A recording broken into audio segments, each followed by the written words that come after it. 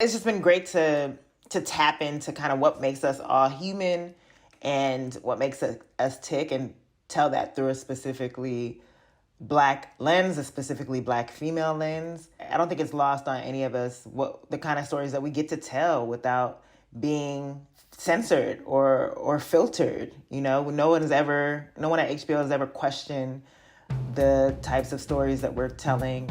Let's Shoot with Pete Chatmon is a podcast on directing for anybody that's quite simply ever watched anything. Pete converses with a wide range of fellow directors, writers, actors, showrunners, producers, executives, and more on a journey to determine just what makes a good director and why we'll always need stories.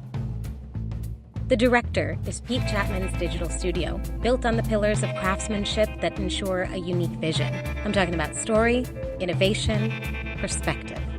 Learn more about The Director, and better yet, get your official Director's Chair wear by visiting www.drctr.video. That's drctr.video. All right, what's up, people? This is Pete Chatmon, and I'm welcoming you to episode 2 of Let's Shoot with Pete Chatmon. First off, thank you for everybody that tuned in to episode 1 with my good buddy Theo Travers, writer and EP on Billions. The feedback has been tremendous. I love and appreciate all of the emails and direct messages on social media, phone calls even about what we did on that show. So that makes me feel good to kind of know that we're in a good place and people are enjoying what we're talking about. I left that episode with a little bit of a tease as to who would be our guest in episode 2. And by this time, you know that it is the incomparable Issa Rae. We go back, at this point, I guess 9 years to 2011. I had interviewed her for a previous podcast that I was involved with. And I listened back to that interview, and it was very enjoyable because I listened and I heard the blueprint of everything that's kind of happened in the 9 years since that conversation. I have great regard for Issa because I got into the DGA off of Due North, which I directed in season 2 of Insecure. It's the show within the show that all the characters watch. And I had a slavery melodrama, very Scandal-esque in Antebellum South. And I got to work with Scott Foley and Regina Hall and Michael J. White. Part of me thinks that helped me earn their trust at HBO to direct an episode of Insecure, which was episode 302, Familiar Like, which was an amazing experience. Another great thing that I have to acknowledge about Issa is that she was the very first person to agree to an interview on this podcast. All it took was an email request, a blurb about what we were looking to do with Let's Shoot, and she was down. So always a down person who's, looking to collaborate and do dope stuff. I caught Issa on a busy day as the finale for season 4 of Insecure was approaching. So we hopped in on Zoom and got right down to it. I hope you'll enjoy. Roll sound. Speed. The interview. Take 1. First off, congrats on all your success, Issa. You're one of those people that I always feel an extreme sense of pride every time I see you reach a new milestone, because you're genuine, collaborative, supportive of other artists and their work. Thanks for joining today, and you're humble and interested in elevating the culture and the people. So thank you for being here with us. Thank you, Pete. The feeling is so mutual, and you already know I've been such a fan for a very long time before I started doing this. So I'm happy to talk to you always. Man, I went back and I listened to that podcast interview from 2011. Whoa. Yeah, I had to. Oh, from ours. Okay, our podcast interview. I was like, I know you didn't listen to the cinema. Okay. Yeah. I'm telling too much. Yeah. This was a while back, and it was like right after I think you had pulled off the groundbreaking Kickstarter. And what was what was interesting to me, because I wanted to see, like, it's so dope to hear you talk in 2011 and like fucking have watched that shit happen. You know what I'm saying? And so one thing that you said was, you said you were a producer, but a creator first. And the question I have for you now is, who do you think of first when you create? I always think about my friends and family. Like that's it. I wonder if they'll be interested and if it'll make them laugh, if it'll resonate with them, if it's relatable. Um, and of course me and definitely Black people. You pulling for everybody Black? I mean, I am. I can't help it. With that in mind too, I want to like do a quick pit stop because it's a much we could do 10 episodes on this, but like, how are you feeling just like personally with everything going on in the world right now, where it kind of seems like for the first time the Black community is not the only community actively calling for change that is hundreds of years too late. I mean, I think you're describing it best. It feels bittersweet, but it also feels like none of this would have happened. Like it took a pandemic for this to be addressed in a way. And I was just having this conversation the other day about how black black people are so beautiful because we're so empathetic to one another. I haven't seen the video. I don't need to see the video. I feel for everything that we're going through, and I felt an overwhelming sense of sadness, of hopelessness, of just worry and anxiety, and it's all this collective feelings. And for a very long time, white people always have an excuse not to just notice. It's not confronted. They're not confronted with it every day. It's not in their face every day. But during a time with everybody sitting at home, you have no choice but to kind of acknowledge it, and so many blinders have been open. And I do appreciate those who have taken to the streets and genuinely want to help. And I only hope this momentum continues because there's a lot of people trying to distract us. Word. I should note for when people listen to this that at the point right now, the finale is in a few days. So I will be watching Sunday, and there will be no questions about how season 4 concluded, even though this will air after. But looking at the future, because you are a creator and you are involved in so many different projects from creation, but also people are coming to you to elevate their roles with your acting presence. How do you envision this moment changing storytelling moving forward? I see that people are paying more attention to the types of stories we're telling about Black people. So I hope it just widens the narrative. There's a type of Black film that constantly gets awards attention. There's a type of Black film that consistently gets greenlit.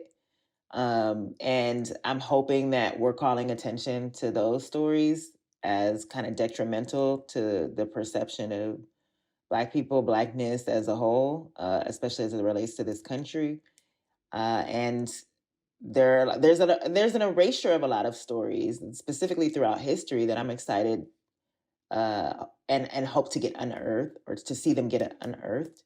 But I think that there's just going to be if we do this right, there's going to be such a magnifying glass on the types of stories that get to be told about Black people. Yeah, I trust and hope that you're right, because I was talking to the first episode of the podcast I spent. It was kind of cathartic. We were just talking at length about everything, and I was just like going off on a rant about the impact of all these period pieces, making people think that racism is in the past. Yeah, yeah, You know what yeah. I'm saying? It's Like, strategic. we wrapped that up in 1968, based off everything I've ever watched. And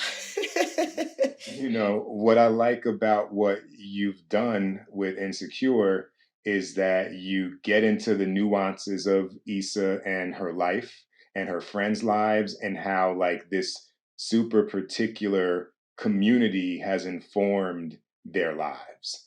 And so, in speaking about the show, I kind of love to ask, like, what have been some of your favorite moments along this 4-season journey?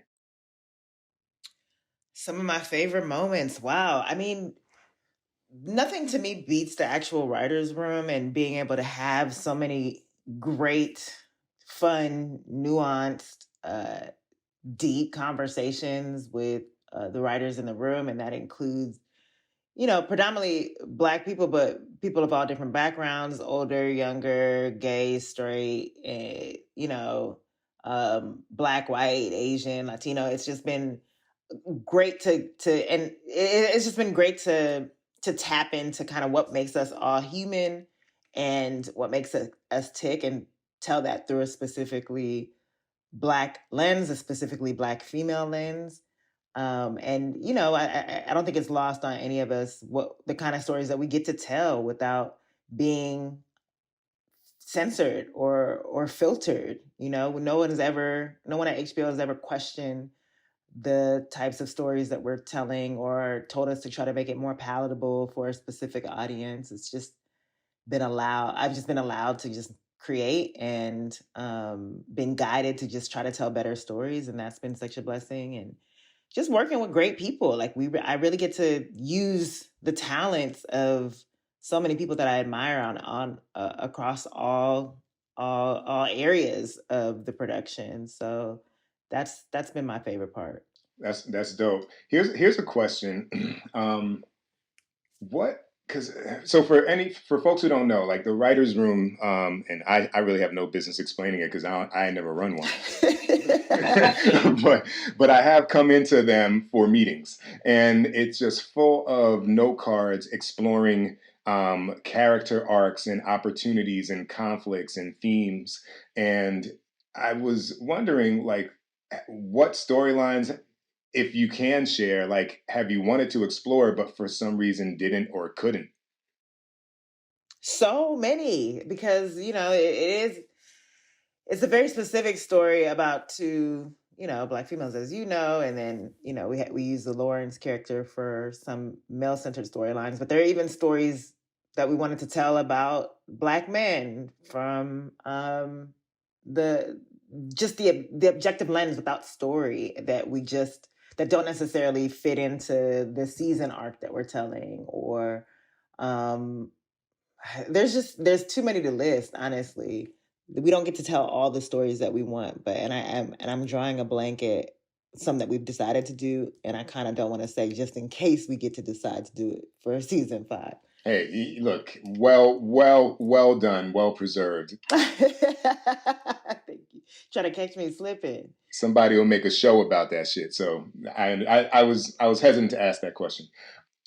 I'm gonna jump ahead actually, because this is something I'm interested in, but we also have a director audience that is going to be listening to. You mentioned like Lawrence and how he's available to explore some of those, one of many characters available to explore things from the male perspective.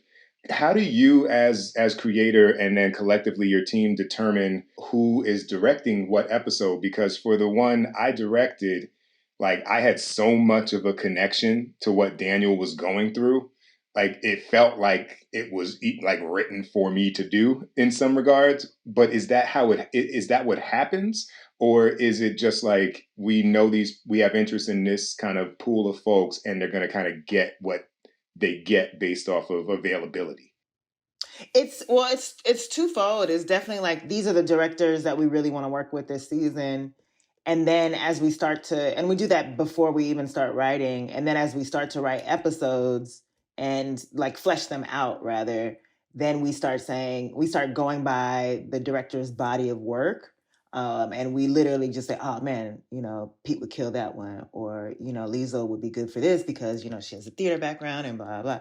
So it really just goes there. And I had no idea that you had a connection to the Daniel storyline. I know that obviously you're a purist in your art, but I hadn't even made that connection. It was, based off of already being a fan, knowing the technical elements that were needed for that specific episode, seeing your body of work just in terms of even how nuanced certain elements of your work are. And then, of course, working with you in Due North and knowing that you could handle the subtle comedy in many ways.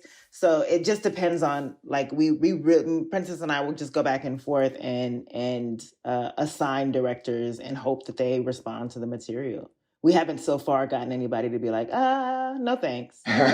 Right, right. Well, you know what it is? I think it's a creative. I guess men and women deal with it in similar, or I'm sorry, deal with the same thing in different ways. But like, when you have to go around trying to prove yourself to get something, you're so often having to, God, I hope I have a good adjective on the spot, but uh, kind of minimize yourself to some degree, or you can't like if you walk around like Kanye, the one we used to like, right? And then don't like execute on that.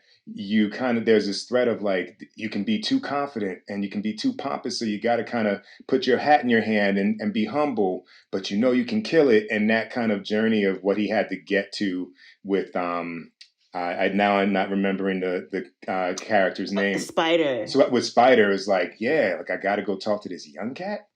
Okay. So that's real. It's real.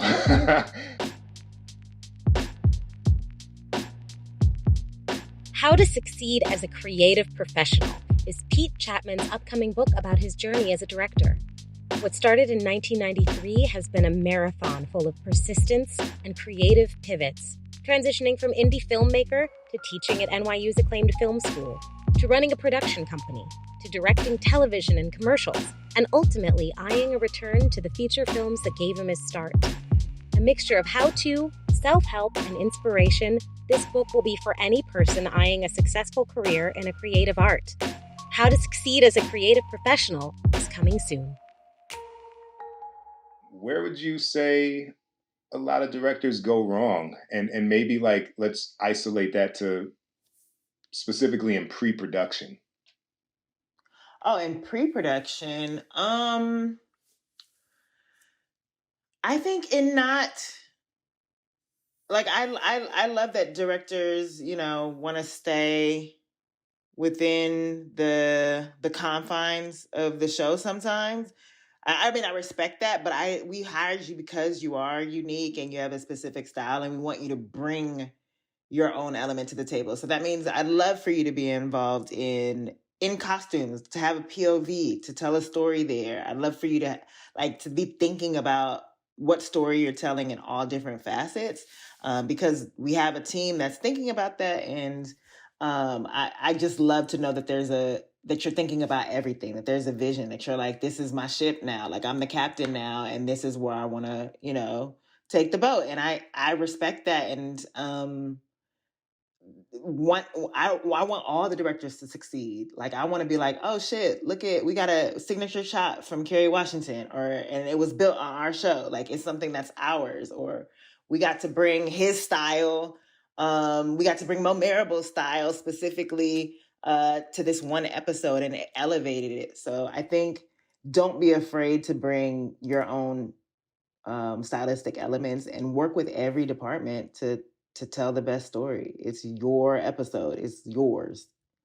That's dope. And I'm not going to defend those directors, but it's a tough thing that I think can get beaten out of you. Yeah, I'm sure. You know what I'm saying? Like even in this like kind of story conversation about like getting the diversity of our stories out there. I was actually talking to somebody at HBO about this, and she was like, well, who do you know that does this stuff? And I was like, well, I do, first off, but like, but I think I know a whole lot of people who used to do it, but don't anymore because the market told them they couldn't sell that shit. And so now it's like, do they still have that muscle even? You know what I mean? And so like for directors, they kind of get, particularly in broadcast, I'd say, it's such a kind of, you can fall into a rhythm of master 50-50 coverage, next scene, that they won't necessarily excel on a show like yours that's so collaborative. And you're talking about visiting directors specifically, not necessarily pilot directors. Visiting directors. Like even for myself, I still have I have 4 ways to shoot each scene because my first way of approaching a scene is like I'm on cable making some shit, and then Right. and then I'm like, all right, I'll keep that in my pocket, but they probably gonna want something a little quicker. But I'm trying to make sure I don't lose that muscle, because I got bigger targets.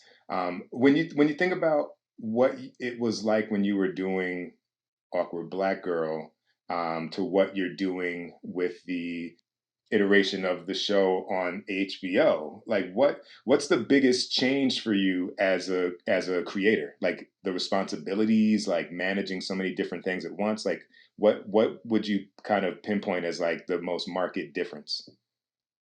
Lots more people, lots more collaboration, lots more help. Lots more money to execute the vision. With Awkward Black Girl, it was always like, here's what's in my head, here's what I can do. And it's not much. So here's what I can do with, the little that I have. And I don't know that many people who do this. I don't have the money to pay them. So I just have to get creative with what I'm doing. But ironically, during this time when I know that productions are opening up, today or something, but film production starts today. Yeah. But I am thinking about like, I could, if we go back to TV and we could do it at a smaller level and on a smaller scale, like I'm equipped to do that. Sometimes I'm like, it's too many of y'all. What do we need all of you here for? Because I come from bare bones. So I'm very curious to see how production changes out of this crisis. Yeah. I mean, I've been looking at a bunch of the different uh idea white papers that have come out, and Yeah, same. it really feels like on one level there's like some things that are kind of going to be like, wow, that's like you like talking about maybe limiting takes from directors, which I'm a fan of, because like you, like I'm like, if we on take 4, like what's wrong? You know what I'm saying? But then if that this was never a thing on your show, but if I've done shows where I need 5 takes for the actors to actually know their lines. Oh. Oh God, yeah. So like if that were a thing that might be a byproduct of fixing that from these new restrictions, I'd be all for it. But it seems like it is going to heighten the amount of clarity from creators like you, if you're not allowed to be on set. Like it's not like, I think I've heard talk about having feeds, so there's fewer bodies on set and people are watching things remotely or something like that. That's wild. And I even think about just the extra precautions, and if in some ways, maybe that will require more people. And then wearing masks in between scenes, which is like makeup is going to have to constantly touch you up. It just feels so tedious in a way where I'd almost rather get it. I would. Oh, that's funny. Well, we can't have you getting. Just get it over with, hopefully. Here's what does entrepreneurship mean to you? Because when I look at your body of work, we've got a best-selling book, we've got you're creating shows, producing them, writing. You're also in other people's work, in music videos. You own a business. You're buying real estate. Like what is the importance of that to you, and what are you trying to, if anything, kind of tell to other people? If anything, like entrepreneurship, it is entrepreneurship, but like entrepreneurship to me is what I love about it is the being able to create and own, and that has always been important to me.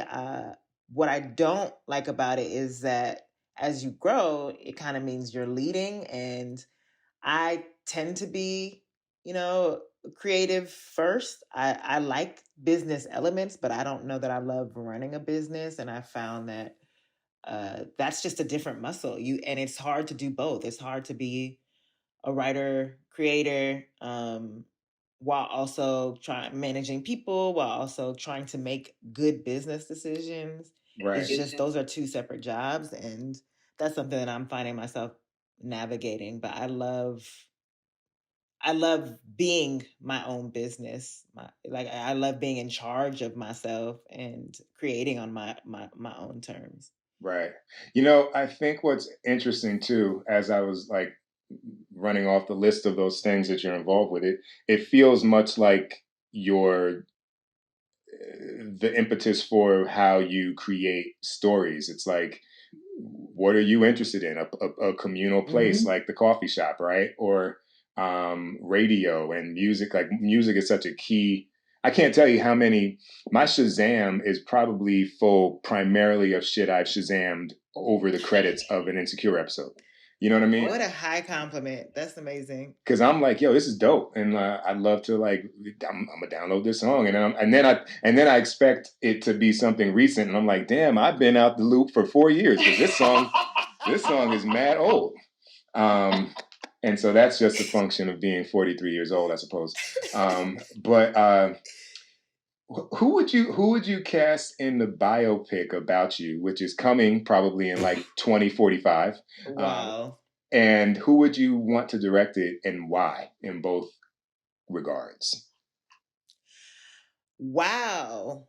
Now you're gonna make me feel old because I'm like, who's the kitty town? But you know what? I'm gonna say Marseille Martin because I have so much belief in her, and I feel like she's gonna be someone to like. Yeah, you can't.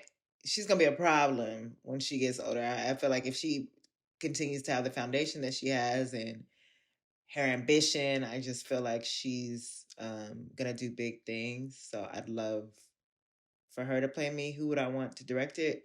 You gonna be too busy? You gonna be too old, Pete. You just said it. God. Well, you gonna be old as hell. That's why right now I'm drinking water. I'm stretching. I'm planning. and quite honestly, around that time, I think we're gonna be like, yo, my leg hurt, and just go get a new leg. Yes, we're gonna be like that. I'm like that right now. It's crazy, but I don't know. I think that's a hard question. That is a very hard question. Yeah, that's my new question.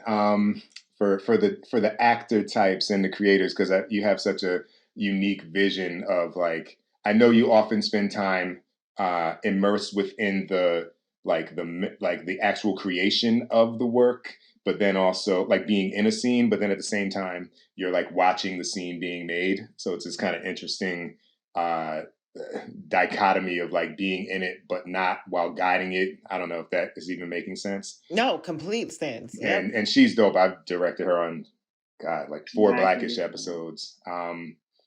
So let me think of like a good. I want to maximize like the final questions. Okay, here we go. This is interesting. I love epiphanies. I had a meeting on Tuesday with someone at ABC who had worked with you in the interim between the success of Awkward Black Girl and then the ultimate Insecure show. And I know that's the process of getting anything from script to screen. Like not everything works out. You have to stay on the path. Like, what is it that helped you stay focused while you grew through different deals and opportunities and were committed to like keeping your voice? Like what kept you on the tracks? Hope, faith, but that deal in particular, when it didn't work out, and I feel like I know exactly who you're talking about. I love that team over there. It's just I didn't know what I was doing, and that was such a scary feeling because having had a web series, being able to do things on my own terms, we talk about imposter syndrome all the time, but that process made me feel like, oh shit, maybe I'm not built for this. It's something I wanted for such a long time, but what if I'm just not good at it? What if I'm not good enough to transition to this platform? And what does that mean for the validation of my work?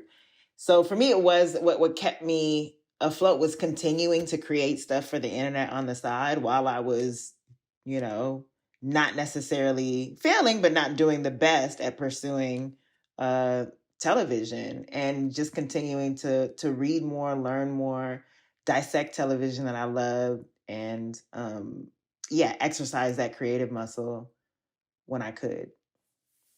Spot on. Any final words of wisdom for the audience here looking to,